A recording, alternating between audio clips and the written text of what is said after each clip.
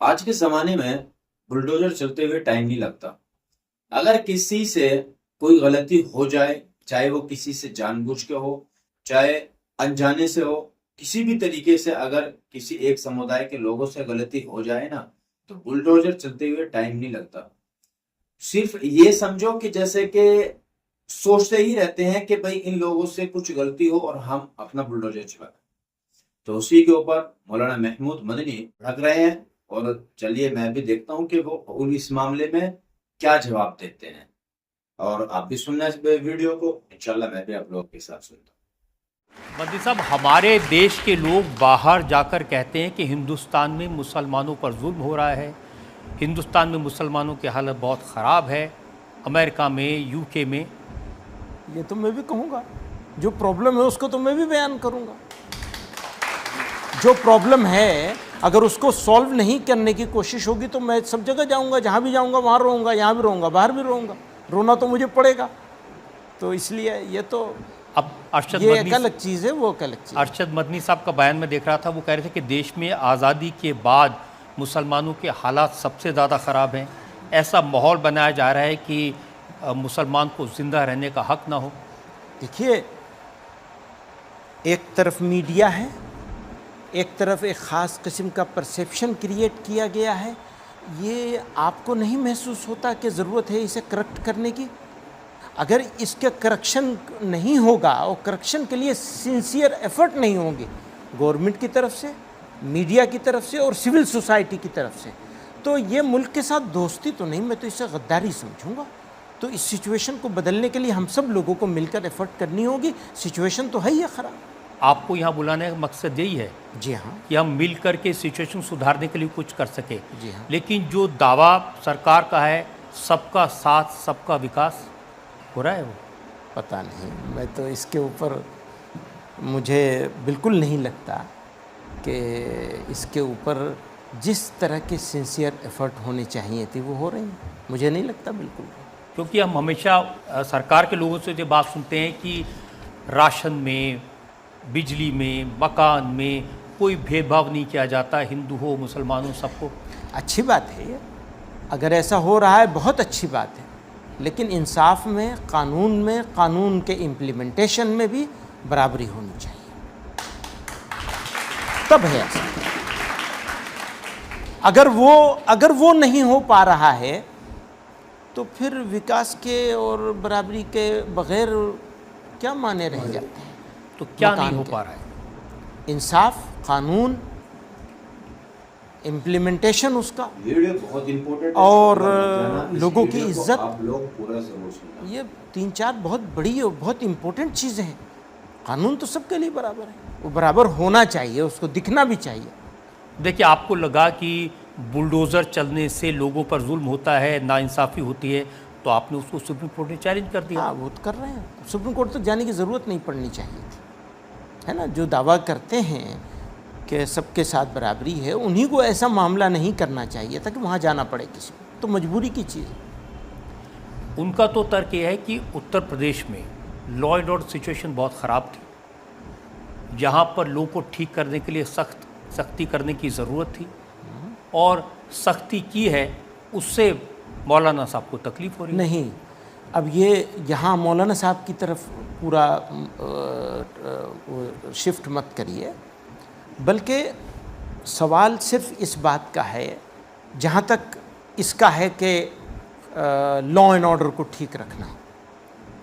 ये अच्छी बात है कि लॉ एंड ऑर्डर को ठीक रखने के लिए जो भी सख्त से सख्त एक्शन लिया जाए वो लेना चाहिए, लेकिन उस एक्शन को लेने की भी सीमा होनी चाहिए। उस सीमा को अगर लांघा जाएगा तो ये उचित नहीं होगा। उनका दावा यह है कि पहले पुलिस आगे भागती थी और माफिया और गुंडे उसके पीछे भागते थे। अब गुंडे भागते हैं, माफिया भागता है, पुलिस उसके पीछे होती है। हो सकता है उनकी वो बात सही भी हो, मैं उस पर्टिकुलर बात पर नहीं जाना चाहता हूँ। मैं सिर्फ उस बात पर जाना चाहता हूँ कि इम्प्लीमेंटेशन सबके लिए बराबर और एक जैसा होना चाहिए, गलत तरीके से नहीं होना चाहिए। लेकिन अगर आपके जैसे लोग किसी माफिया के खिलाफ एक्शन लिए जाने पर अगर ऑब्जेक्शन करेंगे आप? कहाँ ऑब्जेक्शन कर रहे हैं? एक्शन लेने जाने पर नहीं कर रहे हैं, सीमा लांघने पर कर रहे हैं। यहाँ सिर्फ माफिया की बात नहीं है, कॉमन आदमी भी अभी वो मुलजिम है, मुजरिम नहीं है, कहीं किसी जगह से कन्विक्ट नहीं हुआ है। अच्छा, और एक बात और बताइए, मैंने जुर्म किया, सज़ा मेरे बूढ़े बाप को, माँ को मिल रही है, ये क्या बात होगा? मैं एक एग्जांपल आपको देता हूँ। मुख्तार अंसारी, उनके खिलाफ तो बहुत सारे केसेस थे, पूरा उत्तर प्रदेश जानता है, बड़े गैंगस्टर थे। 63 क्रिमिनल केसेस थे उनके ऊपर, उसमें मर्डर के भी केसेस थे और 8 केसेस में उनको कन्विक्शन हो चुका था।